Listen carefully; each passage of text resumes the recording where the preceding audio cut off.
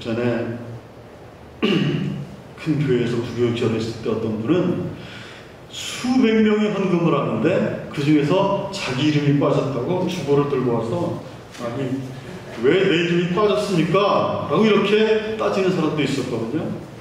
천사하고 똑같은 외형을 가졌는데 어떻게 그렇게 마음이 다른지 모릅니다. 우리가 천사도 될 수 있고 우리가 그 반대의 사람도 될 수 있습니다. 우리의 마음을 잘 다스리시면 우리도 하나님께 귀하게 쓰임받는 그러한 천사가 될 수가 있습니다. 하나님의 자녀된 우리는 세상을 향해서 나눔을 실천해야 됩니다.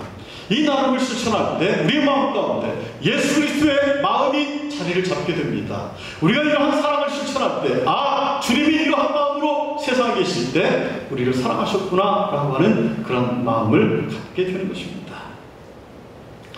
여러분, 우리가 지금 총동원 전도주의를 앞두고 이제 한 분 두 분씩 내가 이분을 전도하겠습니다 라고 하면서 이제 명단을 제출하고 있습니다. 그런데 아직까지도 조금 이렇게 이름을 써서 내시기가 좀 어려운 분이 계시는 것 같아요. 전도가 막히십니까? 여러분의 삶을 한번 되돌아보시기 바랍니다. 내가 이렇게 정말 절박한 마음으로 그래 나를 좀 도와달라 라고 하면서 우리가 한 영혼을 전도하려고 할 때 나에게 이렇게 무심한 그 사람들의 뒷모습을 보면서 나는 저 사람들에게 저렇게 무심하게 하진 않았나, 우리 자신을 한번 돌아보는 그런 시간이 되었으면 합니다. 하나님께서 우리에게 주신 은혜가 얼마나 많이 있습니까? 그렇다면 우리는 그 받은 바 은혜를 함께 나눌 줄 알아야 됩니다. 우리가 희생을 실천할 줄 알아야 됩니다. 감사하는 마음으로 내가 먼저 희생할 수 있기를 바랍니다. 희생이 없이는 부흥이 찾아오지 않습니다.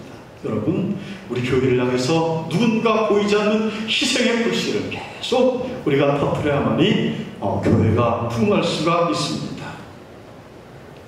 내가 하나님의 이름을 증거하기 위해서는 내가 희생할 수 있다면 주여 나를 써주시옵소서. 우리가 이렇게 주님께 기도할 수 있어야 됩니다.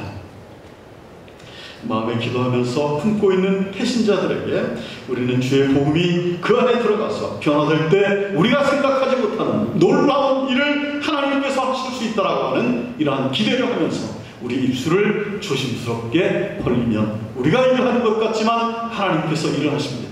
여러분, 우리가 일을 하는 것하고 하나님께서 역사하시는 것하고는 근본적으로 다릅니다. 인간의 술수를 써서 우리가 무언가를 할 수가 있습니다. 그러나 하나님께서 함께하지 않으시면 우리가 아무리 파수꾼이 성을 지키는 것이 허사로다. 우리가 집을 짓는다 할지라도 집을 짓는 자의 수고가 헛되도다. 시편 127편에서 말씀하고 있지 않습니까? 하나님께서 우리 안에 함께 해달라고 먼저 우리가 간절히 돌아볼 줄 아는 그러한 시간이 되어야 될 줄 믿습니다.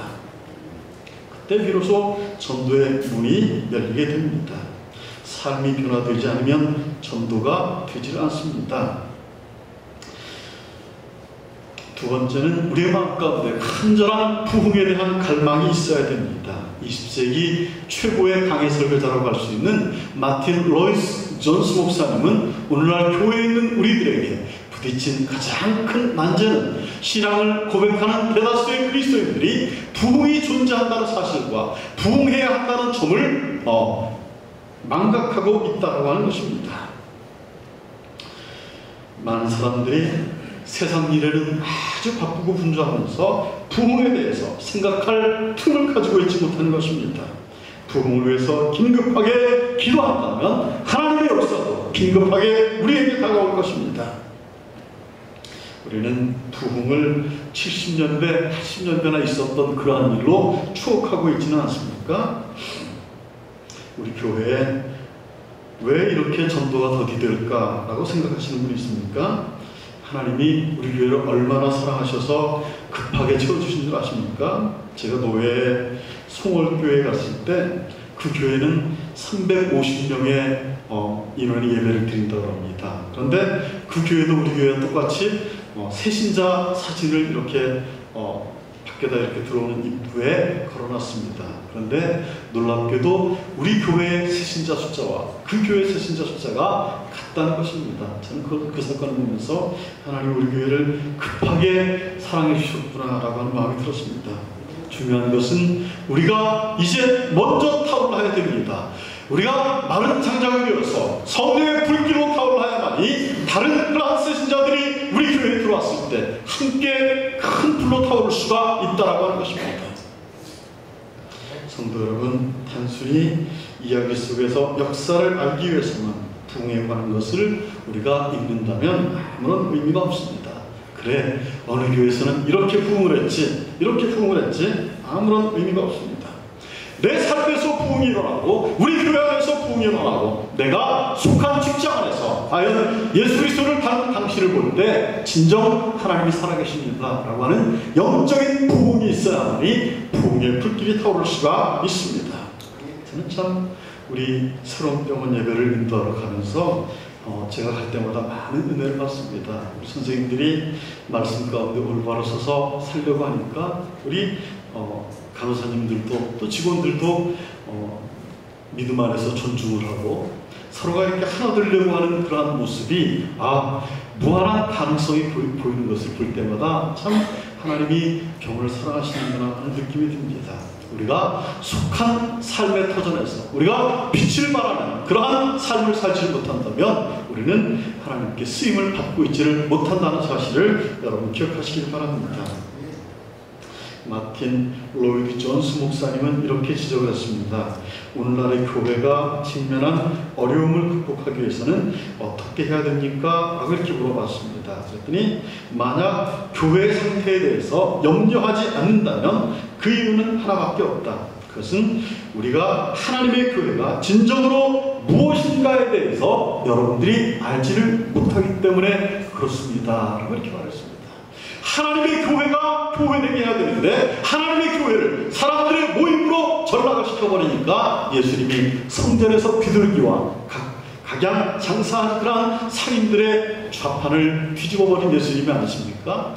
교회가 거룩함을 잃어버리고 기도하는 모습을 잃어버리고 성령의 충만한 모습을 잃어버리면 우리는 교회의 본질을 잃어버린 것입니다. 교회가 교회되기 위해서는 먼저 부름받은 우리가 하나님 앞에 진실해야 됩니다. 올바로 선 믿음의 삶을 살아가야 됩니다. 그래야만이 하나님께서 그곳에 영적인 부흥을 우리에게 허락해 주실 줄 믿습니다. 3대에 걸친 목회자 집안에서 태어나서 말씀 사역과 크리스천 리더십 분야에서 통찰력을 보여주고 있는 토미 텐이라고 하는 목사님이 있습니다.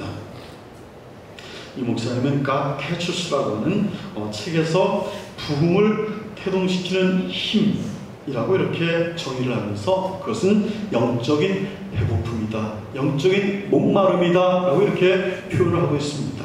여러분, 우리 사랑하는 성도님들이 얼마나 영적인 배고픔에 사로잡혀 살아갑니까? 얼마나 영적인 목마름 속에서 살아갑니까? 하나님의 말씀이 갈급해서 주의 전으로 이렇게 하루를 살다가 주의 전에 와서 내가 기도를 해야지, 하나님의 전에 와서 새벽 제단을 쌓아야지 라고 하면서 이렇게 급한 마음으로 여러분들이 주의 전을 찾지는 않습니까? 우리의 마음 가운데 영적인 배고픔이 일어나야 됩니다. 영적인 목마름이 일어나야 됩니다. 그래야만이 교회가 부흥될 수 있다라고 이렇게 정의를 했습니다.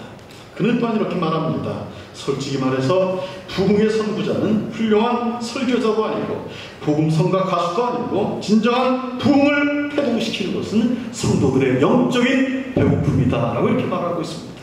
여러분, 멀리 계셔도 하나님의 교회가 계속 그립습니까? 그래, 내가 교회까지는 가지 못해도 우리 교회를 바라보면서 내가 다니엘이 창문을 열고 예루살렘 교회를 향해서 기도했던 것처럼 내가 교회를 바라보면서 기도하는 그런 성도들이 되시기를 주의 이름으로 부탁을 드립니다. 부흥은 하나님의 임재를 경험하고 변화된 삶을 사는 것이 부흥입니다. 여러분, 우리가 하나님의 살아계심을 경험하고 내가 내 삶이 변화되어서 하나님 앞에 진정한 믿음의 사람으로 인정을 받는다면 하나님이 우리를 써주십니다. 그때 교회가 진정한 부흥을 가져올 수가 있습니다.